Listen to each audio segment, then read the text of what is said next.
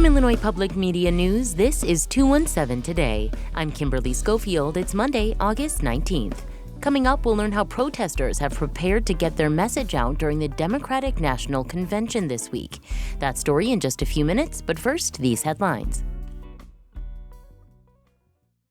As delegates arrive for the Democratic National Convention, protesters are packing the streets of Chicago.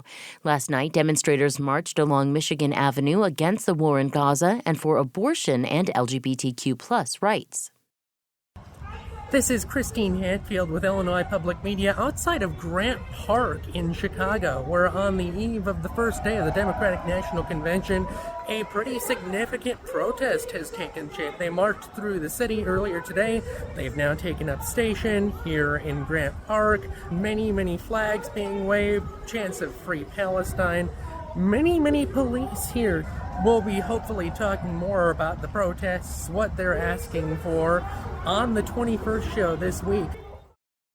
You can listen to the 21st show at 11 a.m. on AM 580 or tonight at 6 p.m. on FM 90.9. Starting tonight at 7, you can watch the Democratic National Convention live from Chicago on WILL TV or listen to coverage on AM 580. More than 40% of patients at Rush University Medical Center perhaps want to avoid the headache of coming downtown.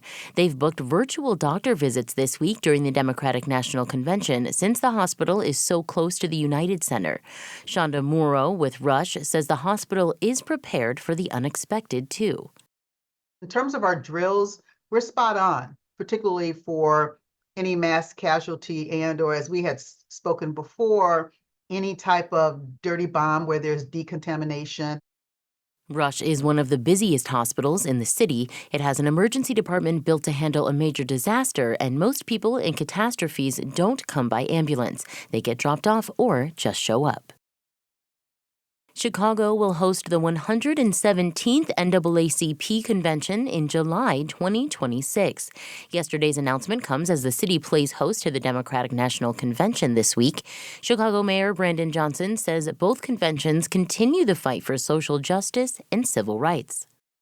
It's the ideas that are born from this convention or these conventions that turn into impactful action throughout the year.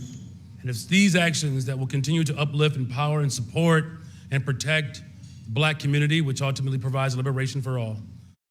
Chicago last hosted the NAACP convention in 1994. Officials say the 2026 edition is expected to bring 10,000 visitors, creating an economic impact of $27.5 million.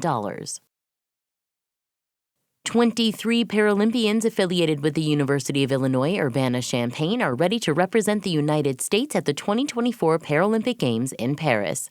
Brian Seaman has competed in the Paralympics since 2012. This year, he'll participate in the 100, 400, 800, and 5,000-meter wheelchair races, as well as the marathon events.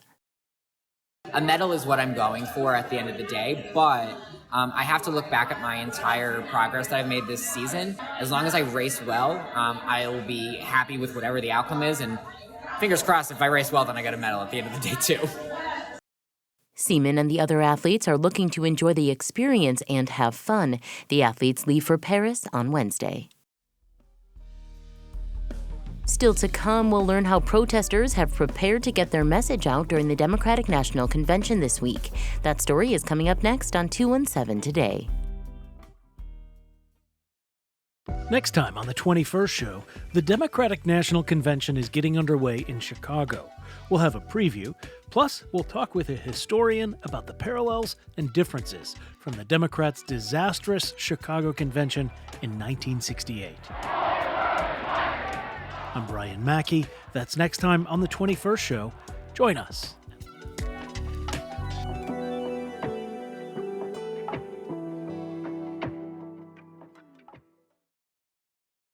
You're listening to 217 Today. I'm Kimberly Schofield. The Democratic National Convention kicks off in Chicago today. Local and federal officials say they've been preparing for a year to keep the city safe during the event. Demonstrators have been preparing for months, too. They say they're committed to keeping each other safe and to making sure their message is heard. Michael Puente reports. Just 2 weeks ago, a couple of hundred people gathered across the street from the Chicago Hilton on Michigan Avenue to greet former President Donald Trump.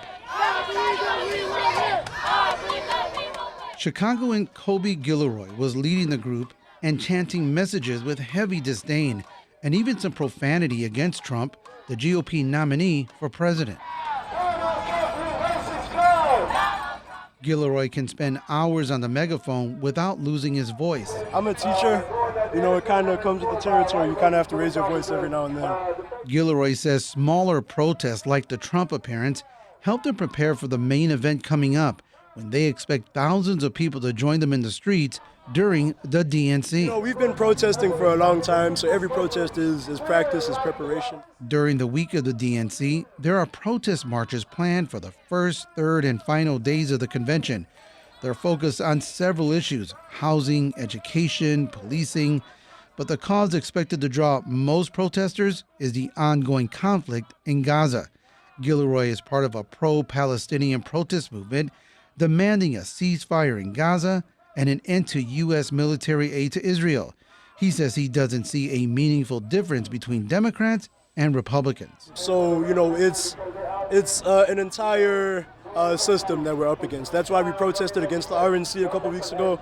We're protesting against the DNC. But he knows not everyone feels that way. He's expecting counter-protesters, including people who support Israel and right-wing activists. Gilroy says part of preparing for the DNC is training their side not to react to others. We're training marshals right now, to keep people safe. And as you can see, there's some agitators over there. We're training people to de-escalate situations like that. Most people, are interested in keeping themselves safe and keeping their community safe. So, we just, stay together. Our strength is our unity. Nino Brown is an organizer with the Party for Socialism and Liberation. He says he doesn't expect the recent switch in Democratic nominees from President Joe Biden to Vice President Kamala Harris will dampen enthusiasm for protesting during the DNC. It doesn't really matter now that Kamala Harris is the likely nominee because we are living under partially her government right now. So we can't really expect anything different. And she hasn't indicated anything that she will be much different from Biden. So either way, the march of fascism will continue. Neither party can stop it.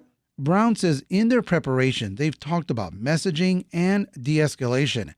And they've also talked a lot about safety and preparing for worst-case scenarios. We are organizing ourselves internally to do security trainings, stop the bleed trainings, working with street medic groups, as many street medical people that we can to provide medical support if people get hurt. We know it's not going to stop any bullets, but we want to be prepared for anything. And being prepared for anything is why Hatem Abudea is still pushing, even today, for the city to extend the route for Monday and Thursday protests from 1 mile to more than 2 miles in length to accommodate as many demonstrators as possible. He's the lead spokesman for a pro-Palestinian coalition. 1 mile is not going to be enough for everybody to be able to practice their First Amendment rights and to be able to protest the DNC. But a federal judge this week sided with the city in keeping the route near the convention center to 1 mile in length. Abudea's group is appealing that decision. That was Michael Puente reporting. Follow the DNC, protests, and more by listening to the 21st show at 11 a.m. on AM 580 or tonight at 6 on FM 90.9. Starting tonight at 7, you can watch the Democratic National Convention live from Chicago on WILL TV or listen to coverage on AM 580. And finally, in your forecast, meteorologist Andrew Pritchard says today will be sunny with a high of 78 degrees. That's it for today. 217 Today is produced by Stephanie Mosqueda. Reporting today contributed by Reginald Hardwick, Christine Hatfield, Kristen Schorsch, Katine O'Connell, Adeline Moy, and Michael Puente. Music by the Kilbourne Alley Blues Band. Reginald Hardwick is our news director. I'm Kimberly Schofield. 217 Today is a production of Illinois Public Media. Thanks for listening, stay safe, and we'll talk to you again tomorrow.